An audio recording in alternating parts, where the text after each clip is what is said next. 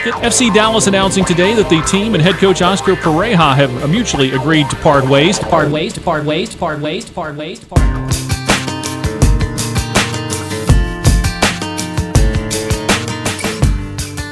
Well, hello, and thanks for checking in for episode number 6 of Third Degree, the podcast. Oh, this one should be really, really good. I'm Peter, and I'm checking in from a rehabilitation center next door to Toyota Stadium.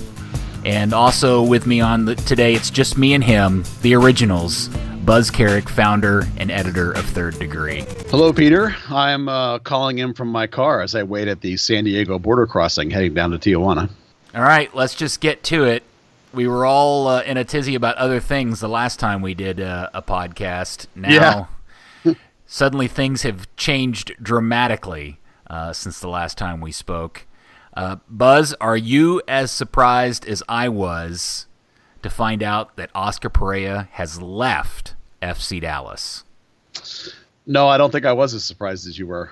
I think in hindsight, this is not really surprising at all, actually. I was caught a little off guard, but I've actually had conversations with Oscar for a long time about how someday this needed to happen. You know, he someday needed to take a next step. And based on his, I don't know, countenance, you know, how he was conducting himself and the things he said and did since originally the U.S. national team job was linked to him. Since then, basically, he's been a little bit different. You know, we've talked about when the time would be right. And in hindsight, looking back, I think he was sort of hinting around that this was the time. So, you know, I was a little surprised, but I don't think I was surprised as I should have been, or I should not have been surprised at all, really, because I think the writing's been on the wall for a few months now. You say you tie it back to when Aldea published the story, right, claiming he had done an interview while they were on a road trip to Vancouver, and by all accounts, that turned out not to be true. But I wonder, does it not? My first sense that something just didn't seem right was when I had that sit-down conversation with him just post the transfer window and the trade of Kellen to Colorado. Man, he just did not seem like the same dude. And as I've said before, he really looked brokenhearted over the whole Kellen Acosta thing. And just almost as if like there was nothing he could have done about that. And while this was different from the Mauro Diaz thing, was different from the Urruti and Barrios July, and then that was different from the Castillo July, that whole transfer window, I need to get out of here thing by some of his best players just seemed to really suck the life force out of him.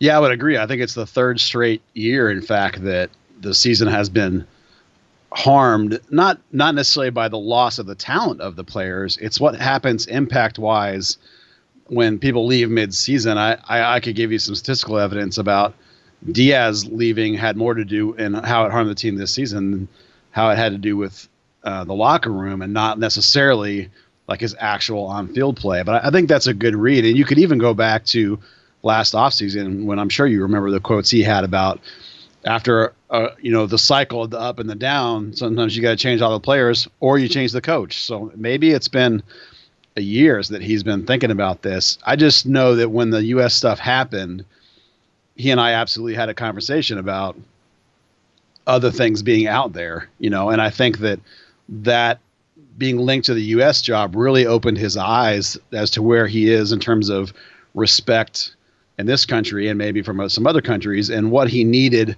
personally to take the next step. But I do think that it's both of those things. I think it's both the inside the organization and him, and how he's perceived. I think that's all combined of it. And I agree with you that Acosta was a major, major blow because he did feel, I think, a little bit betrayed, of the sense of this was his guy. He's developed from the get-go, and for him to want out makes hurt, You and I have had a rather healthy back and forth over the last couple of days since the news broke, and then specifically since it was made official on Monday. debating over, and you spoke to this just a second ago, what the real driver of this decision for Pareja has been. You have, and I don't mean to speak for you, but I'll couch it this way. Essentially, you tend to feel that this is largely ambition-driven, that he decided he needed to try and take the next step if he was really going to elevate his career. And I very much believe that while I agree with you, I think the driver of this is that he finally came to the realization he couldn't do anything else with this club and with this gig and with this ownership, that essentially he had squeezed every ounce of juice out of it possible. And then I also think something happened that maybe it was the U.S. men's national team thing that just finally flipped that switch in him where he went, okay, screw it, I'm going to go look for another gig. Yeah, I think that's true. You and I are, but we're only a little bit apart on this. I mean, I think we're talking semantics in a lot of ways, because I totally agree that what you're saying is true. I think that he definitely was like, I've kind of run this as far as I can run this. It's just that I think the majority of it, not the majority of it, I guess it's the majority, greater than 50% of it, for me, goes back to a conversation we had about, Oscar and I had about what he would need to do to show that he was ready, for example, for a job like the Colombian national team, which to him is a very personal job that I know he would love to have someday. And that conversation entailed things like, I've shown that I can produce with young talent, and I've shown I can get a lot out of a limited roster. Well, what's the thing I need to show next? Well, maybe that's working in a super hot cauldron of insane media and insane fandom and even crazy owner and crazy player ego showing. And he and I specifically talked about Mexico and how different that is. So I don't devalue your point that I think he for sure had reached a point where I've done all I can here. I'm not getting the support I need here. That definitely is part of it. But there's also a huge conversation that all of us have had about how he can for sure come back here someday. Even this week, the team has on some social media platforms mentioned that we know Oscar will always be welcome here and he will come back here someday. And I think that's true. I just think that the timing hit when, as you say, that job, the national team job linking hit him hard. Acosta even hit him hard. Again, he didn't get the striker that he wanted. That hit him hard. And I know this isn't a big deal, but his son, his youngest son, Diego, is now going to college. So he's about to have an empty nest for the first time. So all those things lined up, and the backdoor connections he has with some of his assistants to Zolo lined up. Okay, it's time. 5 years is a pretty good run with the team. So for me, it's a tiny bit more ambition than the rest. For you, it's the rest, and that's okay too. Yeah, I'll just make my case based on two thoughts. One is I have a very, very hard time believing, considering that he had not yet won MLS Cup, which was really the ultimate thing that he had repeatedly stated was his number one goal with this team. If, in fact, he knew that he had the specific players that he wanted, specifically a true goal-scoring number 9, the right midfield players, a different level of inbound signings, etc., I find it almost impossible to believe that the man who loved this club more than anybody else in the world, I truly believe that Oscar Pareja loves this club more than Dan and Clark Hunt do, more than you do and I do. I mean, like, literally, Oscar loves this club more than anybody else. I find it impossible to believe he would have skipped town knowing that he had the pieces he believed he needed to accomplish the number one goal.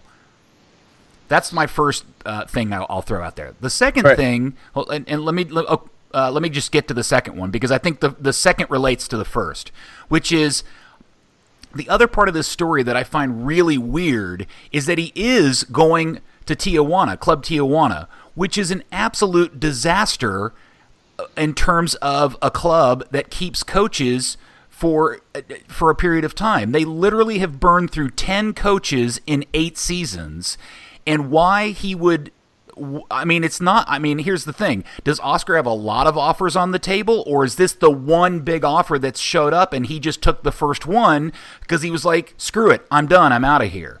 And that's the thing that really is driving my position, that this is more about frustration and realizations of the reality of what he could do here versus, hey, I just really want to go do something else because I think I'm ready for the next thing. I think that's 100% valid take. I can't refute that. I mean, I don't have any evidence or any empirical conversation with him to say that you're wrong. I definitely think that all of that is a big part of this for sure. I just put a tiny bit more weight on the ambition part. I've had conversations with him where he talked about part of the idea of doing this is that he can push himself and develop himself and become a better coach or whatever you would want to think of him as. And that he can someday bring all that back here. He's talked openly about that love of the club, and everything he does, even pursuing his own career, is about someday helping this organization. So I definitely can't refute any of your takes on that, because I think it's absolutely true that he hasn't gotten the support he wants, and it's absolutely true that he's looking at a reload again. And does he really want to reload again at FC Dallas? And I think He maybe he's not. Maybe as you say, maybe this is the first job and he really just wants to get out here. I can't deny that idea. But if you're a fan of the Huntsmen, and if you just for the sake of an argument accept that is the reality, or that's the reason why Oscar decided he didn't want to be here anymore, that can't make you feel good about the future about this club, can it? Well, not particularly, but I think if you are already a fan of this club, you would have already known that that's the way things are here. It's not like this is different than any other previous version of the Hunts running this team.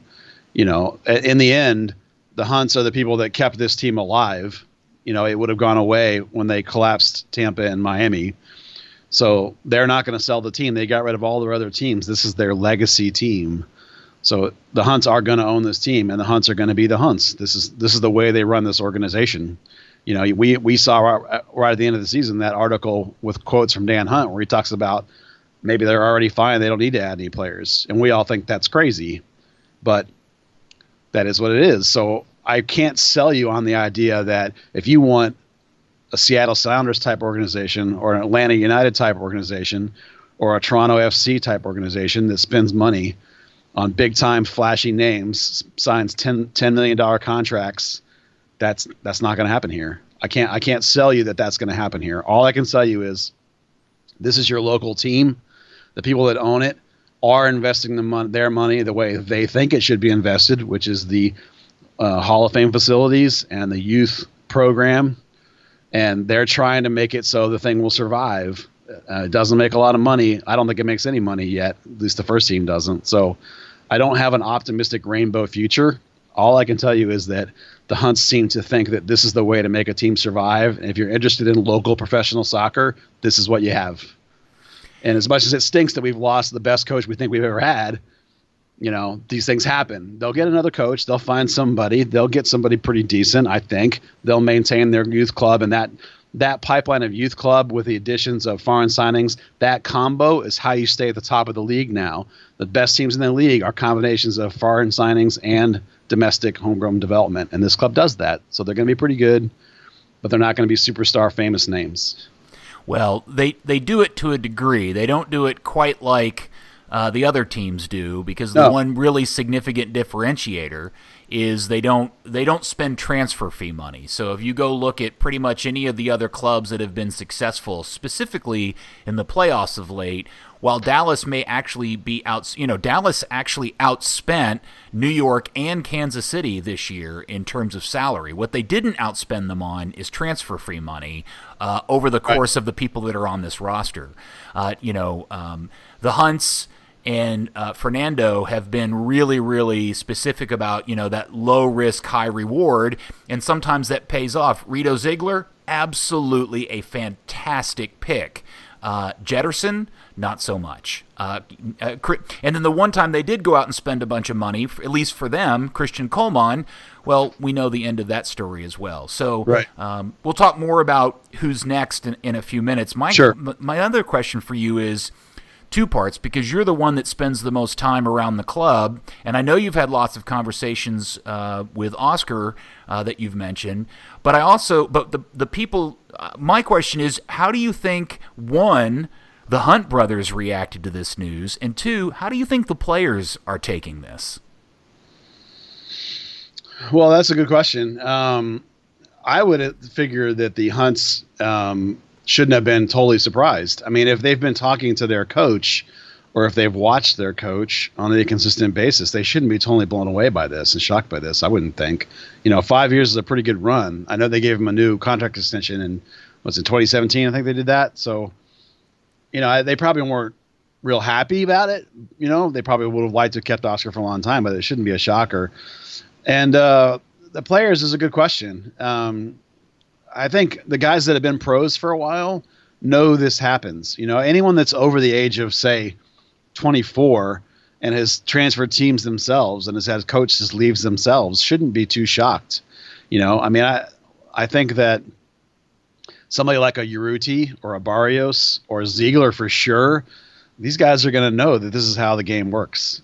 Some of the younger kids who maybe felt Oscar had developed them, if you want to talk about your Paxtons or your Savanias, those guys who have come up with Oscar, or a Victor Ulloa whose whole career has been because of Oscar, those guys are probably a little bit concerned because Oscar's all they've ever known. But both of those questions lead me back to candidates, and we'll talk about those. But, how the Hunts operate. They want that consistency and that internal family stuff. So, I think a lot of players are going to save their reaction until they see who they get as a coach. It'll be really interesting to see if Oscar cherry picks any players out of this club. If he comes in and buys anybody, whether it be a veteran or a youth player, that'll tell you quite a bit about how he really feels about some guys, I think. The other, prior to us recording this, there was a report on Twitter of Maxi Urruti stating that he was not going to go back to Old Boys in Argentina, that they were far apart on money, and that he had a 2-year deal here in Dallas, and he wanted to respect that. Thought that was an interesting piece of news. But the player that I think I'm most interested, not that we're ever going to get a chance to talk to him, maybe you will, that I think probably has a giant question mark over his head, has got to be Pablo Aranguiz. Yeah, he's the player that Oscar most has under his wing right now, and is most protective of, and I think really almost sees some of himself in him. Oscar was that young kind of playmaker when he was that same age. I think that's a really interesting question. He's the one who, Aranguiz is the one who, if you thought, boy, if I'm taking a high profile job, who's the super mercurial talent that I'm going to pick out of FC Dallas, that's probably the guy, or unless there's some young 17 or 18 year old you're really crazy about that you haven't been telling anybody about. But, that I think he's likely a guy Oscar might come back for. I think, believe it or not, I think Barrios might be a guy that he would come back for. That kind of, you can't teach speed, and he's got Castillo on the other side. Why wouldn't you try and replicate that success, because he's got Castillo at the new place he's going.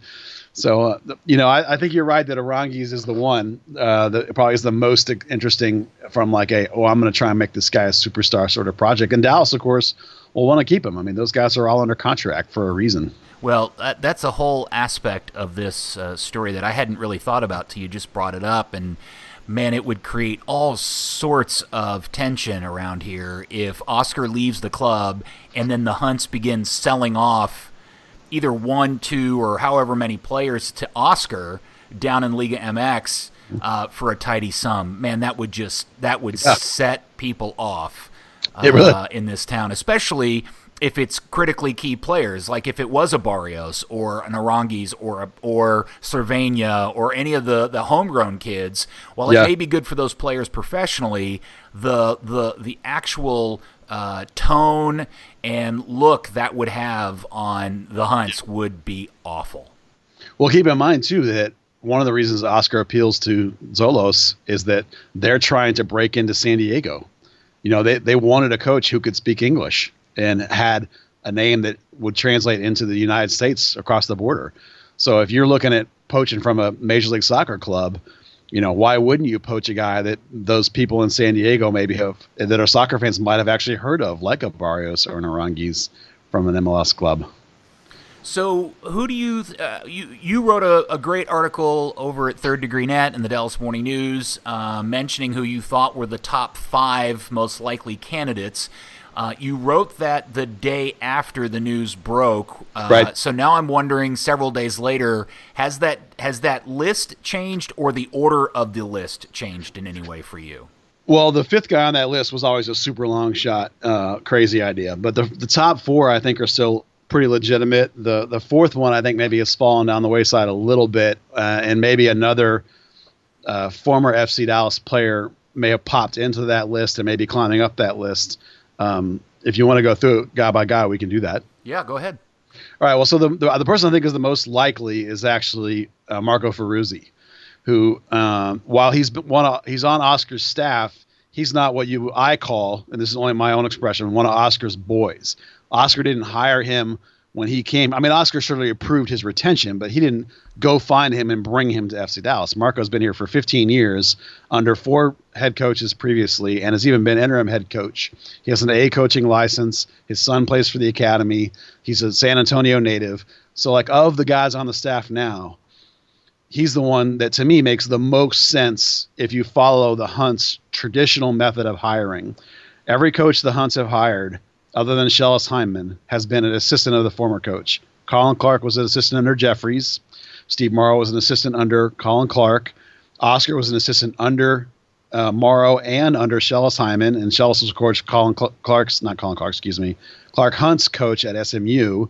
And then, again, Oscar, an assistant under two former guys. So that's 5 coaches they've hired. Every single one of them was a family connection or an assistant already.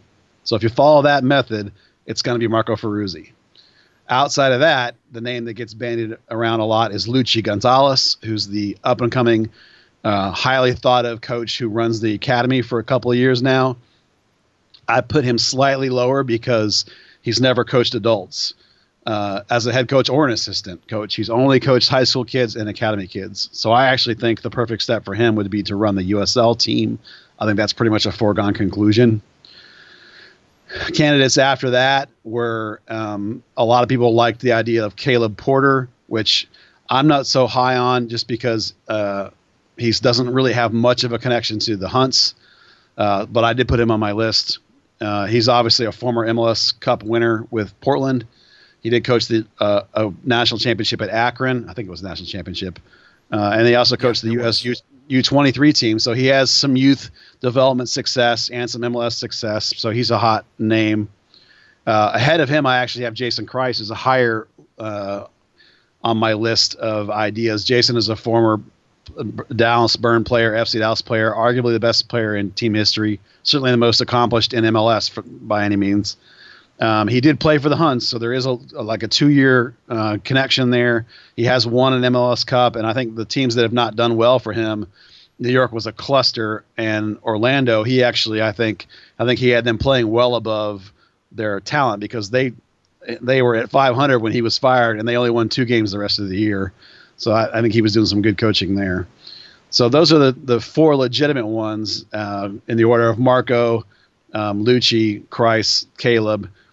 And then my outside the box that I talked about was Leonel Alvarez, who has coached, is the person who taught FC Dallas basically how to be a professional franchise when he came here in the early days of the Burn. He's a phenomenal world-class player. He's proven to be a pretty dang good coach, coaching Colombia, winning a couple titles with Independiente.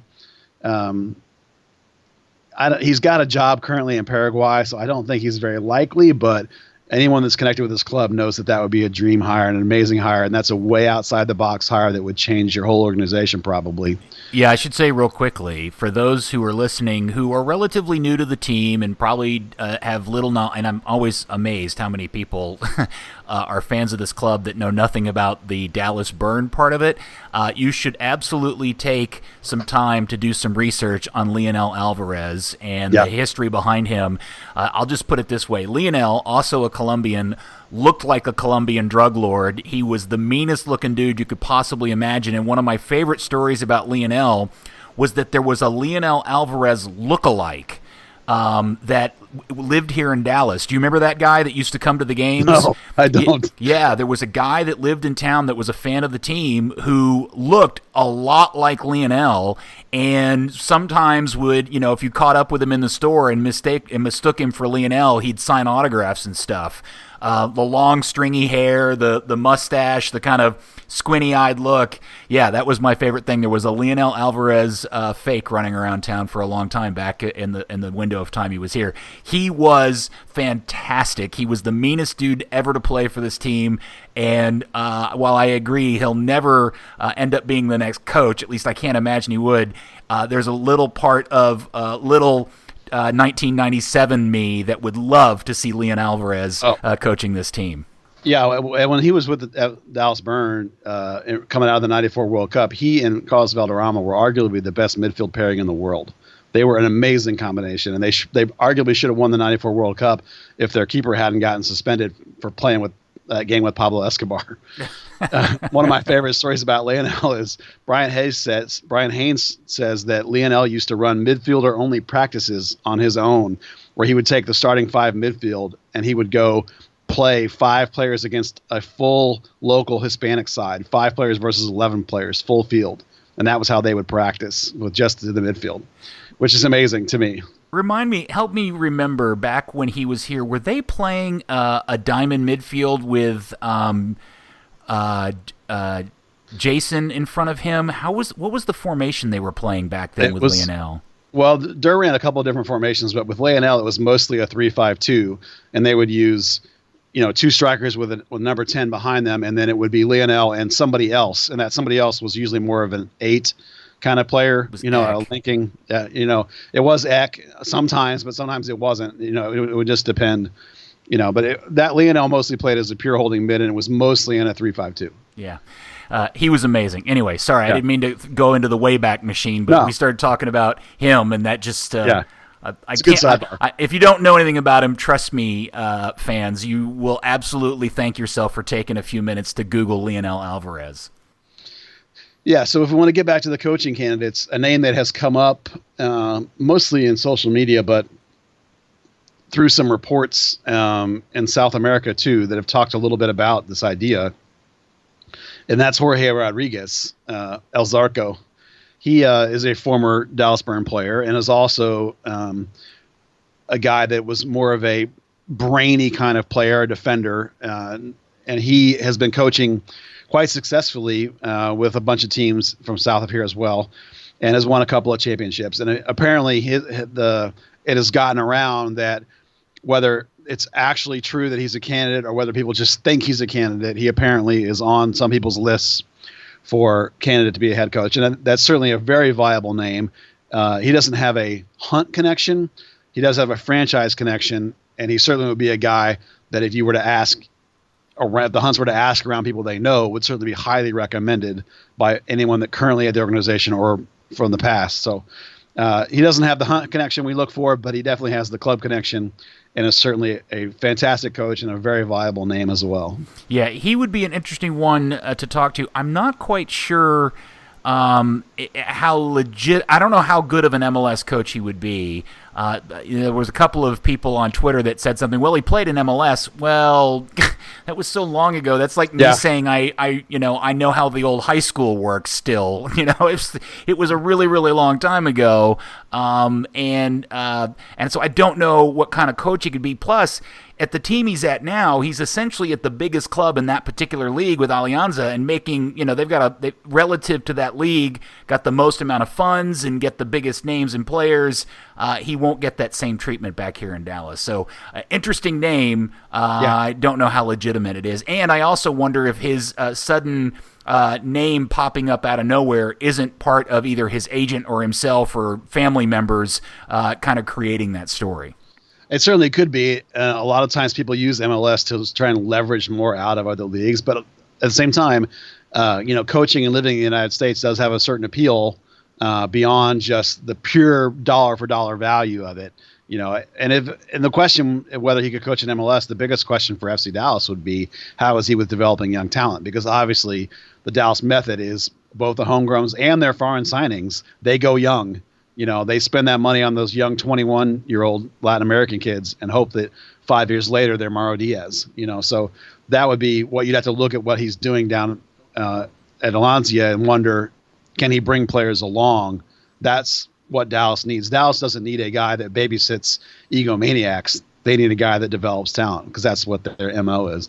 And that's why you see names like, domestically, you see like a name like Todd Ramos pop up. I mean, I can't think of any connection he has to the Hunts, but he's the current US U20 coach. He certainly is used to dealing with young kids. He certainly would have a firm grasp on 5 or 6 of the players in the Dallas system, because he's called up a bunch of the academy kids and has 3 of them there right now. So, you could pick a lot of names out of a hat that are legit candidates. And that's just another name that we could say, why not? That could be a legit candidate. Well, related to that, let me throw in my argument as to why Dan and Clark will hire somebody outside of the 4 walls of Frisco.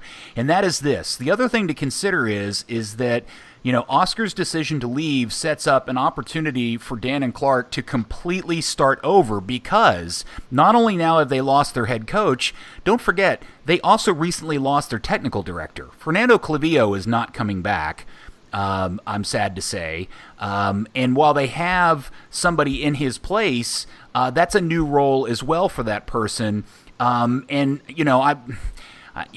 I guess if they were to bring somebody else in from the outside, it's possible that his position is somewhat at risk at being changed as well. But it does give Dan and Clark an opportunity to really consider the opportunity of, if we're going to start over and build a new core and do all of that, why not bring in somebody with a completely different set of eyes and a different set of thinking, but that is or has a track record of dealing with young players and growing young players. And starting over from there. I think that's part of this we haven't really talked about, is the fact that now both the technical director and the coach are gone from this season, and 2019 really does create an opportunity for a totally new start. Yeah, I think that's a valid question. Certainly, if you want to talk about an outside the franchise candidate, like just, for example, Todd Ramos, he's almost certainly going to want to be his own player personnel sort of person, like whether that be he have that title, or whether he brings in somebody with that title, or whether he kept Luis Muzi, who currently is in that position. He's going to want to oversee that. So, that would probably also be true of someone like Caleb Porter, perhaps, or even Jason Kreis. Yeah, Jason. I haven't talked to Jason in a decade, so I don't know where he would be in terms of how that would fit. I mean, anyone inside the organization, whether it be Lucci or Marco, is going to be like, oh, I already know this guy. I have a relationship with this guy. We're fine.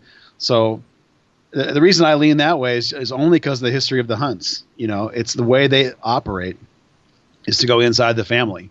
If as you say, it does present them with an ideal time to maybe reset the whole thing in terms of their soccer operations. But in terms of the team, I don't know they need a complete reset. I mean, the defense is good. The defense is going to be coming back. The offense needs some help, but that's a solvable issue. Put it lightly. Yeah, but you also have some pieces. I mean, you want to try and build around Arangis unless you sell him to Oscar at Zolos. Right. But, it does make a point, and that does lean towards the idea that I think they will go internal, because anybody they get from outside, I mean, imagine if they were to hire somebody like, and you can't, but just say they could get Bob Bradley, or Bruce Arena, or Cherundolo, or Bearhalter. Yeah, and Ziggy, any of these guys, anybody that's an established name, even if it was a big college coach, or a guy who's dominated the USL, like somebody just hired Louisville City's coach after they won 2 straight titles. I mean, those guys are not going to want to come in and have someone they don't know at all, whether it had been Fernando or whether it had been now Luis Muzzi. That's a big question. So that even more for me piles it on a internal candidate. Yeah, the other aspect of this, and maybe their own track record in this area answers my question, but I do wonder if there's an element of of Dan and Clark kicking the dirt and frustration because, you know what, they just finished building an entire new section of the stadium. They've got 4,000 more seats to sell 16 times a season than they had previously. Clearly, ticket sales and attendance are a small issue. And announcing Marco Ferruzzi as the new head coach, we love Marco. Marco is probably very deserving of the gig, but no doubt about it, that will absolutely put the biggest question mark over most people's heads, even up until the most hardcore fans. They don't know who that dude is, and that's certainly not going to create any new excitement for 2019. Yeah, it's not going to sell you any tickets, for sure.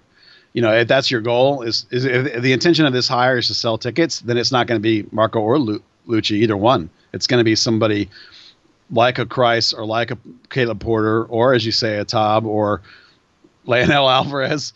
I just don't know. It may depend a lot on how close they think this team is. If they think this team is one player away or just a slight tweak away from winning a title, then they're gonna go. I would think they're gonna go somebody internal, because you and I both think I shouldn't speak for you. I think that they think more about winning than they do about selling tickets. They think winning will sell tickets. So their hire is going to be focused on winning. So how close they are in their minds will determine how big or how different they go, I think. There's a whole side conversation about how I think the priority in Dan and Clark's mind, it starts at bottom line, then winning, and then ticket sales, and it's this weird calculus equation, algebraic equation that equals out into something they feel comfortable with, and in this moment in time, it's working for them. But that equation gets broken up pretty easily or thrown out of whack if you start adjusting any of those variables too dramatically, like, spending a lot of money on a number 9 or spending a ton of money on marketing to try to fill those 6,000 seats 16 times a year that you seem to be short game in and game out. So I get it. Look, they've got a family that's been running a sports team for, the better part of 3/4 of a century now. They know how to do that and keep things solvent. It just doesn't always make for the most entertaining or the most encouraging in terms of year in and year out being competitive, and at least competitive for an MLS Cup. How about that? They've obviously been competitive season in, season out in terms of wins. Well, that's what we always say, right? Is just look at the Kansas City Chiefs. Like, if you want a model for what this franchise is going to look like, just look at the Chiefs. And that gets back to that money, that bottom line gets back to how much are they going to be willing to pay a coach? Like, what's the coach salary here? None of us really knows. We can assume pretty safely, I think, that it's not on par with the Galaxy or LAFC or New York Red Bulls or NYSCFC or Atlanta, maybe even not on par with Toronto or Orlando. I mean, I would have to guess that this job probably pays in the bottom half of the league in terms of salary. So you're not going to command the big, huge names are not going to come to Dallas just for that very reason alone. Why would I come there for $800,000 a year when I could go somewhere else for $3 million? Well, yeah, and that is a really good point, because when people are clamoring for a Caleb or a Kreis or a Ramos or somebody or a Berhalter or somebody of that level, part of the thing is it's just like any big name player. That coach has to want to come here too and want to play for whatever Dan and Clark are willing to pay them. Now, to Dan and Clark's credit, after they tried with Morrow and Clark in their original few years of owning the club and taking over the club, they finally said, screw it, we're going to go get the guy we really want and have wanted all along, which was Shellis Hyman. For better or worse, let's set his record aside. The truth is that Dan and Clark truly in their hearts believed that Shellis could be a kick-ass MLS coach, and they were willing to essentially back up the truck to his house and say, all right, what is it going to take us to get you to leave this amazingly cushy and successful gig you have at SMU to come do this up in Frisco? And they finally made that happen. Now, we know how that all worked out. It almost worked in 2010, but, over the course of the 5 years or however many years is here, it by large wasn't super successful. And then when they realized that was over, the next step was to go to Colorado and literally money whip the Rapids into selling Oscar Pareja back to them, which was probably the smartest business decision those two guys have ever made, and was super impressive at the time because that was the coach everybody wanted them to hire, and they got it done. So, I in particular have been very critical of Dan and Clark in this new turn of events, and I believe rightfully so. But I will also be fair and say that when they were in this position 5 years ago, they did what they needed to do to get the man they wanted. My question is now is, who is it they want this time? That's the part that I'm really confused about. Is it a function of continuity, or is it a function of let's just kickstart this whole thing over from a brand new thread? Yeah, I mean, they offered the job 3 times to Shellis before he took it. And you're right that they went out and spent money to get him. By the way, he's got his new school in the tournament all the time again. And they went out and got Oscar. But again, both times, those are guys that they had relationships with. That's the heart, right? That's the family. So it's like you look around at all the candidates that we're bandying about. Do you see anywhere a candidate that is the heart for the Hunts, that has that connection, that pure trust, that pure family feel about? And I don't see one other than what they usually do when they don't have one, which is hire an assistant that they know, right? Trust, faith, the devil not the one you don't know. If you're going to risk your franchise, they're risk averse, right? They're not a group that goes out and spends millions of dollars. They spend tight budget, tight strings, low risk. That's the way they sign people. That's the way they do everything. So I assume this is going to be a low risk hire. That means Marco. Ruzzi. Yep, and it should be noted that despite the fact that it's only been 5 years, so much has changed with this club in 5 years in terms of the size and value and importance and performance of the academy. And we should never forget that at the end of the day, it is the academy and the youth club that is driving the finances of this entire operation. There's the 3 elements. There's the senior team, the stadium, and then the youth thing. And that the last of those 3 is the real moneymaker out of the trio. And they won't want to do anything that puts that at risk. And when I really, in reflection of what's happened in the last week with Oscar, my biggest concern about this has been his tentacles down into the youth part of this was so deep that I just wonder that his separation out of that, out of the club, how much that impacts not just the thing that we see at MLS senior level, but how much it's going to change everything that is critical to powering the academy and the youth clubs. Yeah, and I think to follow that up, the Hunts are backing up a truckload of money for this USL team. And a lot of that is about paying off the academy, right? It's another way to sign guys and then put them in the shop window to either develop them into your team or to sell them off to other places. There are other leagues that are near or even right below the MLS level that will buy players. It doesn't always have to be up. It doesn't always have to be Europe. And then along the lines of the development of the money they've spent around here, this year it's been striking me a lot as I thought back to the early days of this team. When you would go to training when Dave Durr was running things, it would be Dave. He had 2 assistants, and I don't even remember there being a trainer. Like the assistants were like the trainers. They would tape guys up. There was no PR guy. And every year and every season to season, it's been a little more and a little more and a little more. And now when you're at an FC Dallas session, not only are there 3 full-time assistants and a full-time goalkeeper coach, there's 2 full-time strength and conditioning guys, 3 trainers ahead, and then 2 assistant trainers, 3 equipment guys ahead and 2 assistant equipment guys, and not to mention like 3 or 4 other coaches that just show up from the academy to help out. And they're hiring guys all up and down the academy level, like Javier Morales, bringing Peter Lucine back, bringing in guys like Michelle now, who's working with the academy. So, like they're investing in these coaches. They go out and bring in great youth coaches too from other clubs. They're putting a bunch of money into this methodology, and how that integrates with the first team is going to be a huge part of anybody they hire. They're not going to hire somebody that's going to be all about bringing in big time priced foreign free agents. They're going to hire somebody that's about developing academy players.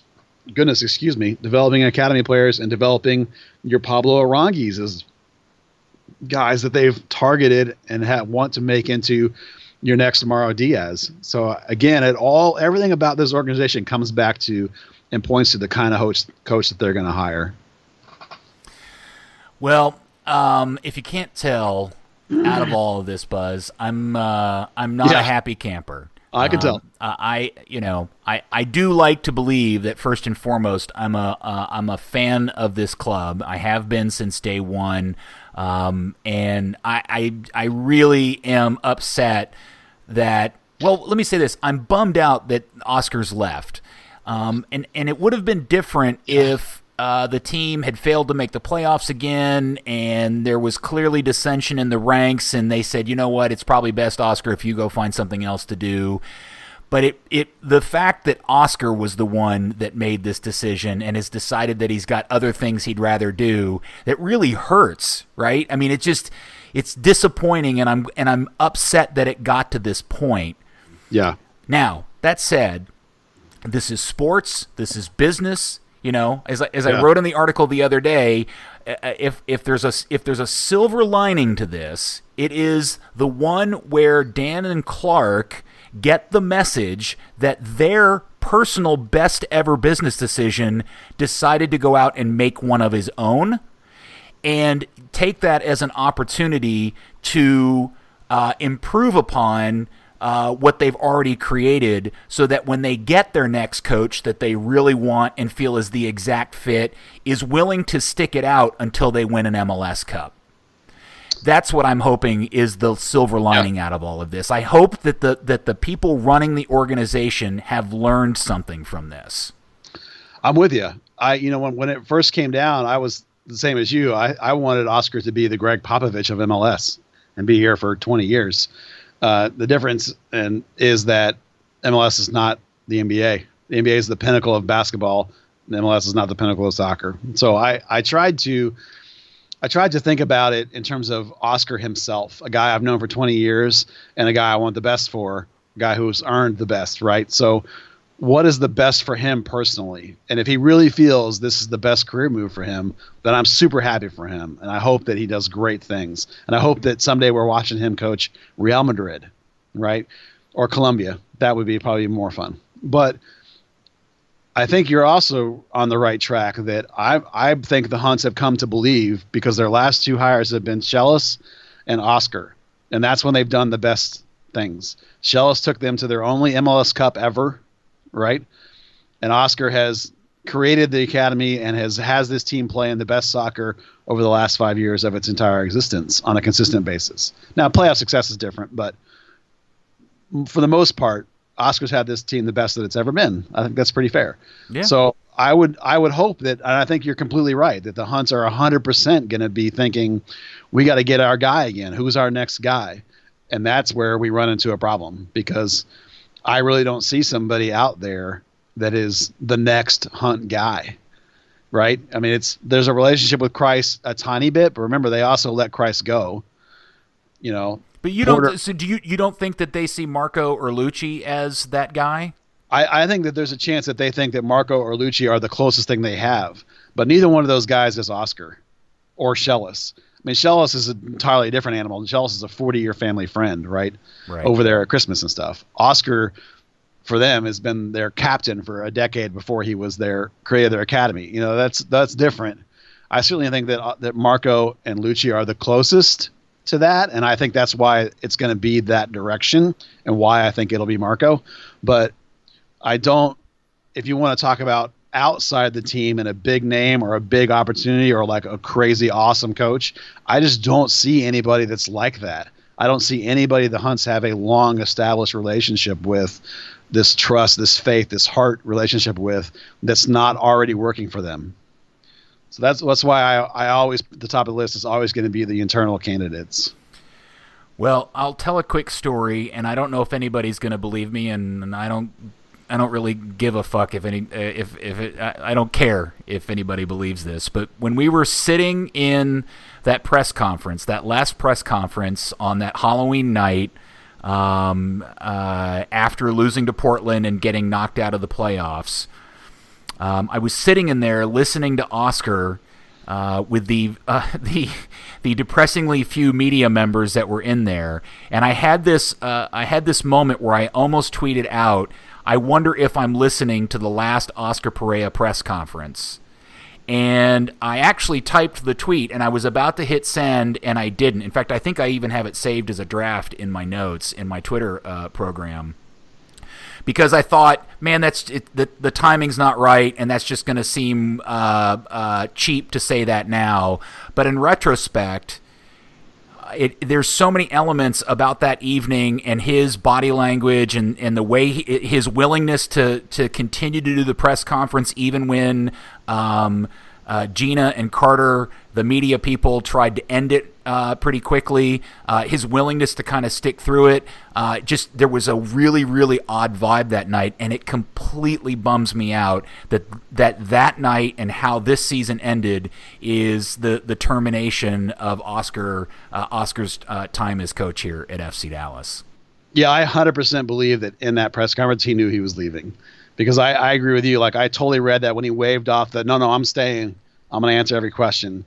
That, and even the way he answered it when he was completely and utterly frank and calm and like, here's exactly what I was thinking. You know what I mean? Like that, there was a weird vibe to it. So I agree with you. I didn't make the leap as far as you did, but in hindsight, I 100% buy that argument that he was at that point that he knew, particularly the way he told the media, no, I'm staying. I'm going to sit here until they're done.